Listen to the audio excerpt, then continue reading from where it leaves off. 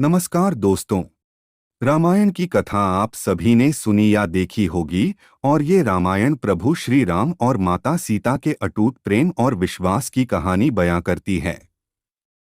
रामायण की कथा के अनुसार भगवान श्री राम को 14 साल का वनवास मिला था और इस वनवास के दौरान माता सीता और लक्ष्मण भी उनके साथ थे।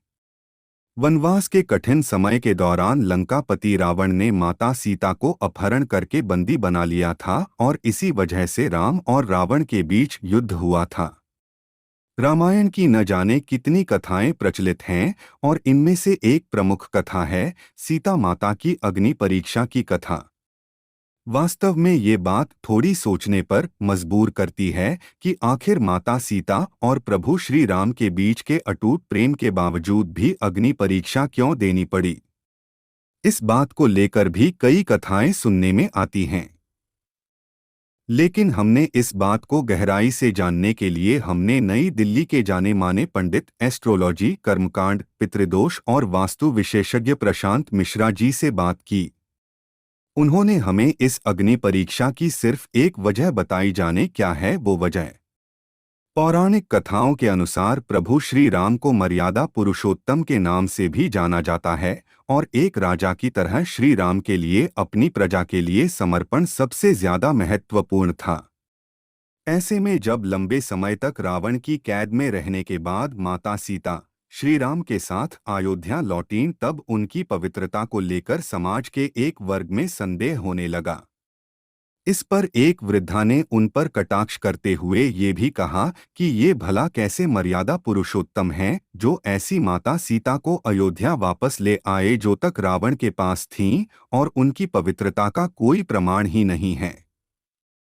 जब श्री राम को ये बात पता चली तो उन्होंने प्रजा के कल्याण के लिए माता सीता को अग्नि परीक्षा देकर अपनी पवित्रता को सिद्ध करने के लिए कहा।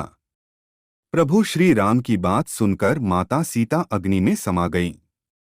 पंडित प्रशांत मिश्रा जी बताते हैं कि पद्म पुराण के अनुसार रामायण में एक नहीं बल्कि दो सीता थी, पहली असली और दूसरी माया की सीता।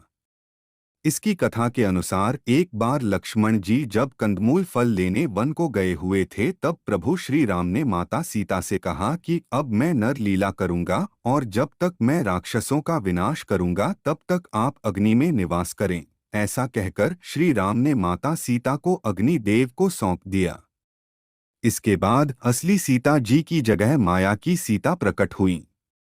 इस तरह जब सीता जी का अपहरण हुआ तब वो माया की ही सीता थीं।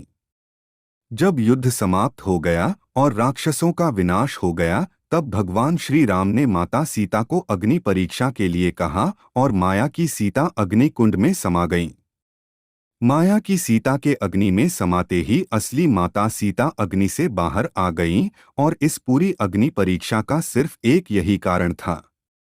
पद्म पुराण की कथाओं के अनुसार असली माता सीता को कोई अग्नि परीक्षा नहीं देनी पड़ी थी और न ही उन्हें वनवास जाना पड़ा था। भगवान राम भी माता सीता के इन दोनों रूपों के बारे में जानते थे क्योंकि ये उन्हीं के द्वारा रचित थे। माता सीता अग्नि देव की पूजा करती थीं और त्रेतायुग में ये धारणा थी कि अगर कोई व्यक्ति सच्चा है तो उसे अग्नि कोई नुकसान नहीं पहुंचा सकती है। इसी वजह से असली माता सीता अग्नि देव की शरण में सुरक्षित हो गई थीं और सीता अपहरण से लेकर अग्नि परीक्षा तक के समय में माया की सीता ही थीं। रामचरितमानस के अरण्यकांड में दोहा 23 और लंका कांड में दोहा 108 से 109 तक में इस प्रसंग का वर्णन किया गया है।